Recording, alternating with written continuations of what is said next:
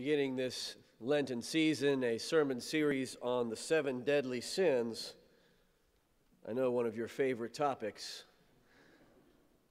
The 7 deadly sins walked into a bar one day, and the bartender asked each of them what they wanted to drink. Sloth said, "I'll have a lazy sipper." Gluttony said, "I'll have the Thanksgiving special." Lust said, "I'll have sex on the beach." Wrath said, "I'll have a temper tantrum." Pride said, "I'll have the strongest drink you've got." Envy said, "I'll have what they're having." Finally, the only one who hadn't ordered yet was greed. He glanced at his friends with an annoyed look on his face and then said to the bartender, "I guess I'll take the check." Originally, the 7 deadly sins were called the 8 evil thoughts by the desert father Evagrius Ponticus and his pupil John Cassian. Gluttony, lust, greed, pride, despair, wrath, vanity, and sloth. 8. And they were more than just negative ways of thinking. They were thoughts and emotions that led to injustice.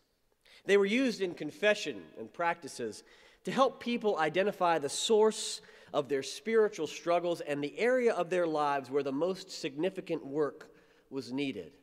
A priest would ask, "Which of these are you struggling with?"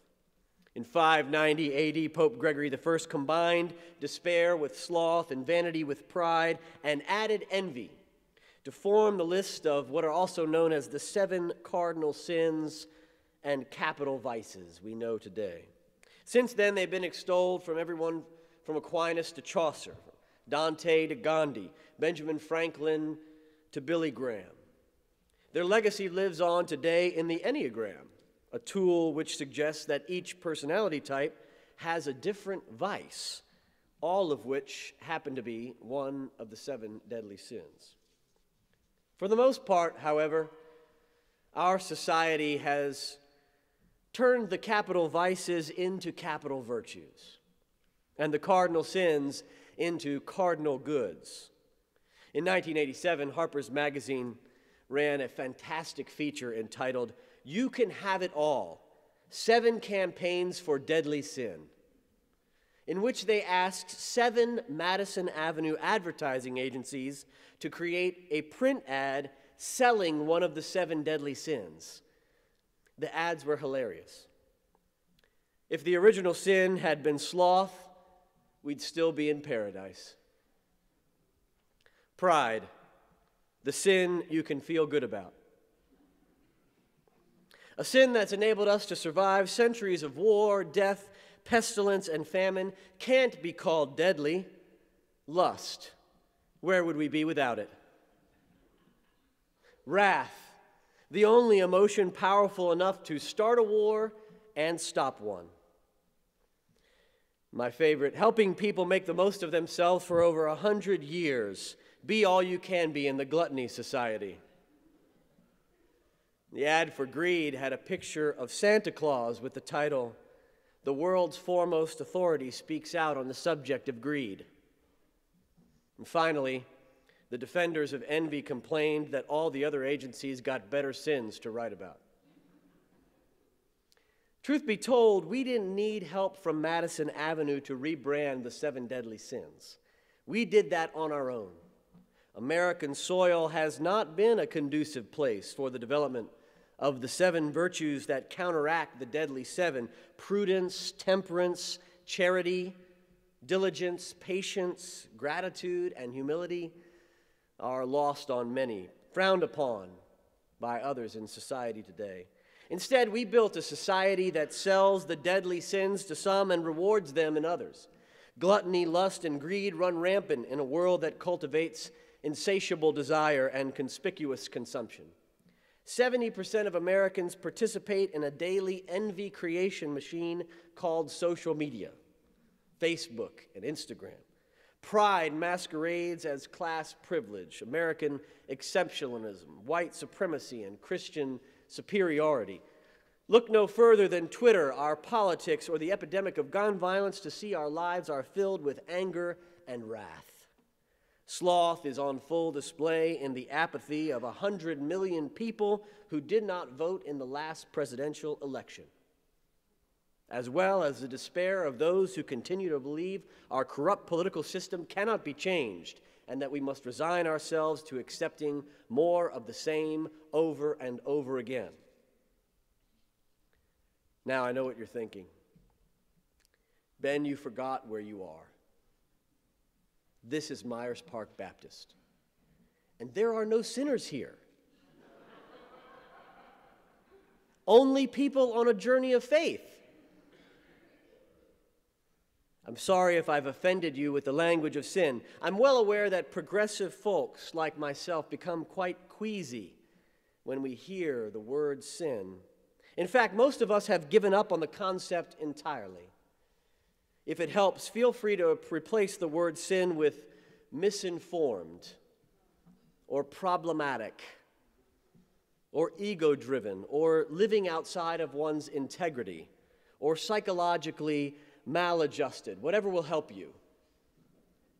But in all seriousness, we should be somewhat suspicious of the language of sin, given how it has been used as a form of theological malpractice to oppress people who do not fit into a narrow, white, patriarchal, Western European construct of what it means to be good or holy. So we need a redefinition of the word sin, because missing the mark, the biblical definition, simply doesn't get it. Who determines the mark? The Bible?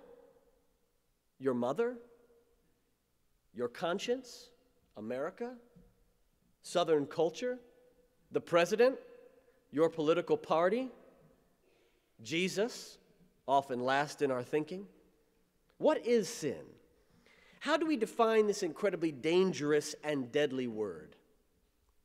In his book, Not the Way It's Supposed to Be, theologian Cornelius Plantinga offers a very helpful definition of sin. He rejects the concept of original sin from Augustine and defines sin as the culpable disruption of God's shalom. The culpable disruption of God's shalom. Now, if you've listened to our Awakening Shalom podcast, you've heard the introduction says that shalom is the ancient Hebrew word for the peace and beauty that exists when we're living in right relationship with God, ourselves, other human beings, and all created things. Plantinga says sin is the disruption of that created harmony, which God opposes and calls us to oppose because it violates shalom. It breaks the peace. It interferes with the way things are supposed to be, the way they were created to be. Culpable disruptance, culpable disturbance of shalom suggests that sin disrupts something that was good, that already existed. It's the disruption of what God designed for creation. Another way of saying it is that sin is human vandalism of the great divine harmony of peace and love and justice. And we are called to work in partnership with God to restore it. Dante said something similar. He said that love is the original state of all things because God is love. Therefore, Dante claimed all the 7 deadly sins are perversions, corruptions, or deficiencies of love. Wrath, envy, pride are perversions of love directed toward another person's harm. Lust, gluttony, and greed are the excessive or disordered love of good things. And sloth is a deficiency of love. So the opposite of sin is not goodness or holiness, but love, which means that selfless love can never be a sin. Jesus used parables, like the one we heard today, to try to teach his followers that sin was the opposite of love. A parable is a metaphor drawn from nature or common life that arrests the hearer by its vividness or strangeness, leaving the mind in sufficient doubt as to its precise application in order to tease it into active thought. A good rule of thumb in wrestling with a parable is that if you feel good after you hear it, then you've probably missed the point. Jesus' stories are filled with unexpected characters, role reversals, surprising behaviors, twists and turns he creatively and artistically embedded in the narrative to challenge and provoke the audience. Most people who heard the parables were left astonished and breathless, not out of awe and wonder, but as if they'd had the wind knocked out of them. This is what happened to the disciples as they heard Jesus tell this parable of the sower to the crowds gathered around a boat on the Sea of Galilee where Jesus was teaching. Immediately after Jesus finished telling the story, the disciples are clearly frustrated, and they ask him, "Why do you speak to them in parables? Wouldn't it be easier just to teach the crowd didactically? Why not tell them, this is right, that is wrong. This is true, that is false. This is good, that is bad. Wouldn't that be simpler? Don't leave anything up to mystery." But that wasn't Jesus' style. He used stories because they have the power to move people from the head to the heart and change our lives from the inside out in a way that moral imperatives simply do not. And Jesus often had a question in his mind when he told a parable, one posed to him by a disciple or an opponent or a curious stranger on the road.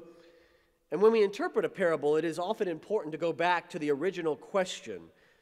But there's one problem. This parable wasn't prompted by an explicit question, but an implicit one that Jesus thought the disciples might be asking themselves. Why do some people get it and others don't?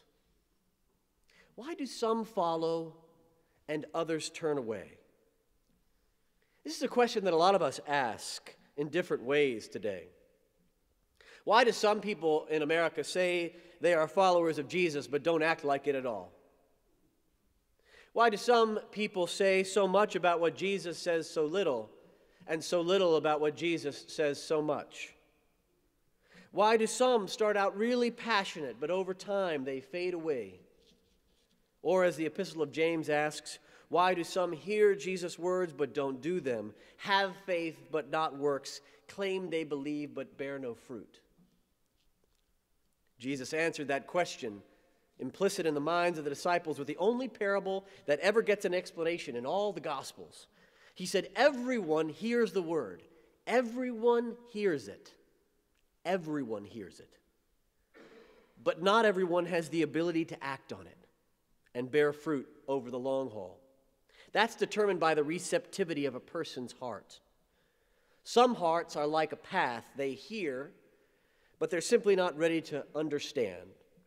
When people's minds are closed off by other voices and propaganda, the message of love just can't get through. Some hearts are like rocky ground. They hear, but they never put down roots. So when the heat of opposition and troubles in life come their way, they wither and fade away. Some hearts are like a garden of thorns. They hear, but the cares of the world and the lure of wealth choke them out, Jesus said, and they yield nothing. Finally, some hearts are good soil. They hear and they bear fruit that yields a bountiful harvest. Now, I'm sure that there was a time in human history when the birds and the rocks and the sun, or the inability to understand and the danger of persecution, were the biggest problems that Christians had to face. However, in our world today, it's the thorns of anxiety and greed that have become the most significant impediments for living a fruitful life. In America, we almost never hear about the danger of greed. In fact, it's almost always celebrated. Some say greed is good. Prosperity gospel preachers even confuse greed with the gospel. Yet Jesus described greed clearly as a thorn. And he talked about the dangers of greed more often than any other subject. Greed is the love of money. And Jesus said the love of money is the root of all evil. You cannot love God and money, he said. It is harder for the rich to enter the kingdom than for a camel to go through the eye of a needle. Any one of you, he said, who does not renounce all they have cannot be my disciple. Do not lay up for yourself treasures on earth, he said, but treasures in heaven, For where your treasure is, there your heart will be also. One thing you lack.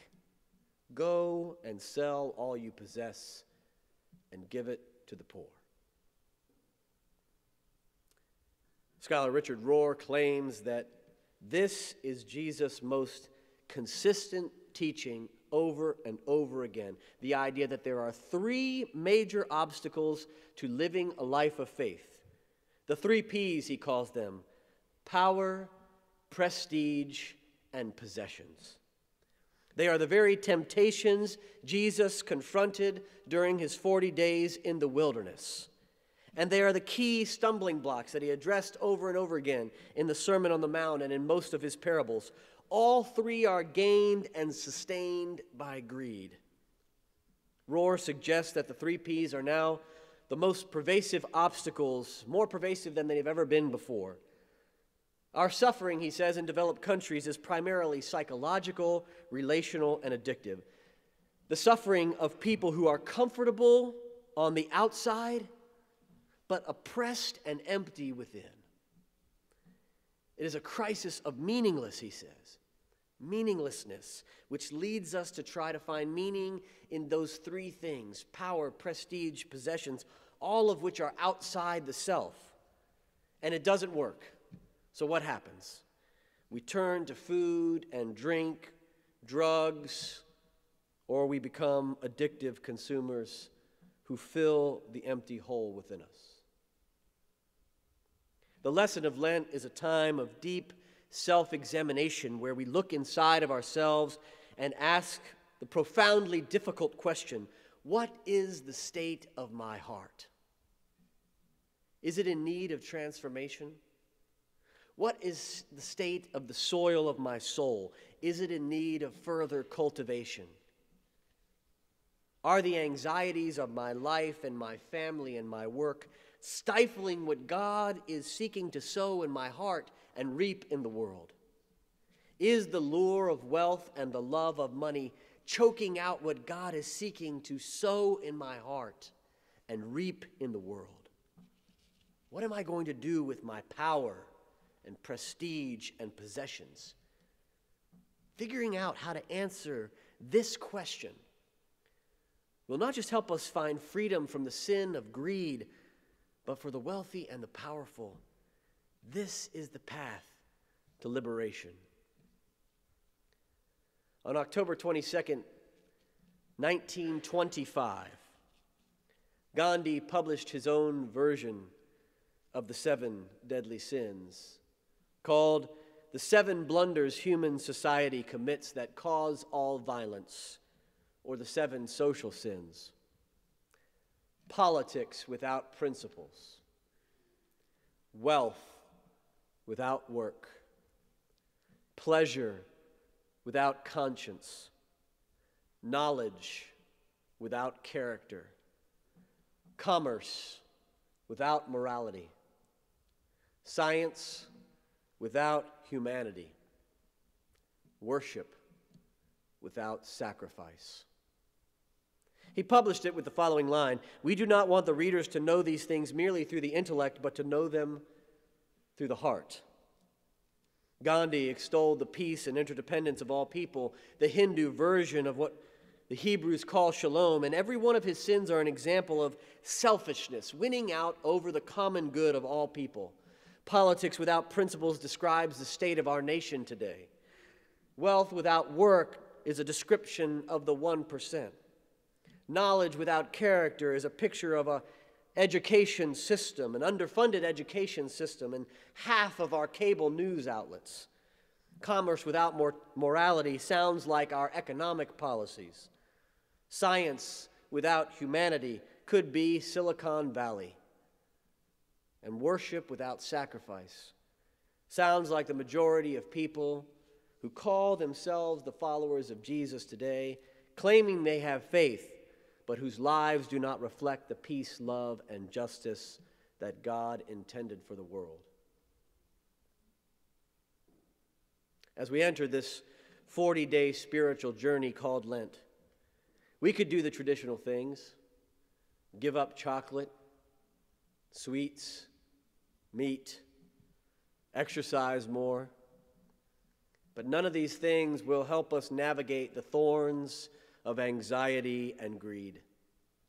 Instead, we could spend this 40-day period of deep self-examination trying to imagine how we could use the power, prestige, and possessions that we've accumulated in our lives for the purpose of restoring the love and justice of God's shalom. God has called us to be the sowers and the seeds and the soil of a new garden, a new creation, a new community, and a new world, a world where things return back to the way they were supposed to be, where we live in peace and harmony with God, ourselves, other human beings, and all created things. The calling to restore our world to the way that it was created is both a demanding journey and an exhilarating adventure. But if we are willing to embark upon it together, we will find meaning and purpose far beyond our wildest imaginations. The world will be a more beautiful place because of the sacrifices that we make. And we may even find the path to our own liberation. Amen.